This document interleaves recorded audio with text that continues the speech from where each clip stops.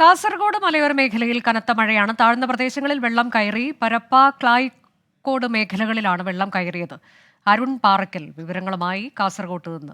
അരുൺ, നിലവിലെ സാഹചര്യം എങ്ങനെയാണ്? താഴ്ന്ന പ്രദേശങ്ങളിൽ വെള്ളം കയറിയെന്ന് പറയുമ്പോൾ അത് വീടുകളിലേക്ക് വെള്ളം കയറുന്ന തരത്തിലേക്ക് മാറുന്നുണ്ടോ? ദുരിതാശ്വാസ ക്യാമ്പുകൾ തുറന്നിട്ടുണ്ടോ?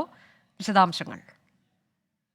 അരൂജ, ജില്ലയിൽ ഇതുവരെ ദുരിതാശ്വാസ ക്യാമ്പുകൾ തുറന്നിട്ടില്ല. വീടുകളിലേക്കൊന്നും വെള്ളം ഇതുവരെ കയറിയിട്ടില്ല. പക്ഷേ ഈ താഴ്ന്ന പ്രദേശങ്ങളിലൊക്കെ തന്നെ വെള്ളം കയറി. പ്രധാനമായും നദികളിലെ ജലനിരപ്പ് ഉയർന്നതോടുകൂടി ഈ പാലങ്ങളും അതുപോലെ തന്നെ റോഡുകളിലേക്കൊക്കെ വെള്ളം കയറിയിട്ടുണ്ട്.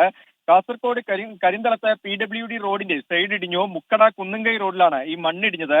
പരപ്പച്ചാൽ സ്വദേശി PP സന്തോഷ് കുമാറിന്റെ വീടിന് സൈഡിലേക്ക് മണ്ണ് ഇടിഞ്ഞു വീണിട്ടുണ്ട്. ആർക്കും പരിക്കേറ്റിട്ടില്ല. താഴ്ന്ന പ്രദേശങ്ങളിലൊക്കെ തന്നെ വെള്ളം കയറിക്കൊണ്ടിരിക്കുകയാണ്. പരപ്പ, ക്ലായിക്കോട് മേഖലയിൽ വെള്ളം കയറിയിട്ടുണ്ട്. കാസർഗോഡ് വെള്ളരിക്കുണ്ട് ചൈത്രവാഹിനി പുഴയിൽ ജലനിരപ്പ് ഉയർന്നതോടുകൂടി പ്ലാസ്റ്റിക്കര അട്ടക്കാട് പാലത്തിൽ വെള്ളം കയറി. ഈ റോഡ് ഗതാഗതം ഭാഗികമായി പലയിടത്തും സ്തംഭിച്ച മട്ടാണ് കാസർഗോഡ് ജില്ലയുടെ മലയോര മേഖലകളിലുള്ളത്. വെള്ളം കയറിക്കൊണ്ടിരിക്കുകയാണ്. ശക്തമായ കാറ്റിൽ മരം വീണതുകൊണ്ട് വൈദ്യുതി പല സ്ഥലത്തും വിച്ഛേദിക്കപ്പെട്ടിട്ടുണ്ട്. എന്തായാലും മഴ തുടർന്നുകൊണ്ടിരിക്കുക തന്നെയാണ്, അനുജ.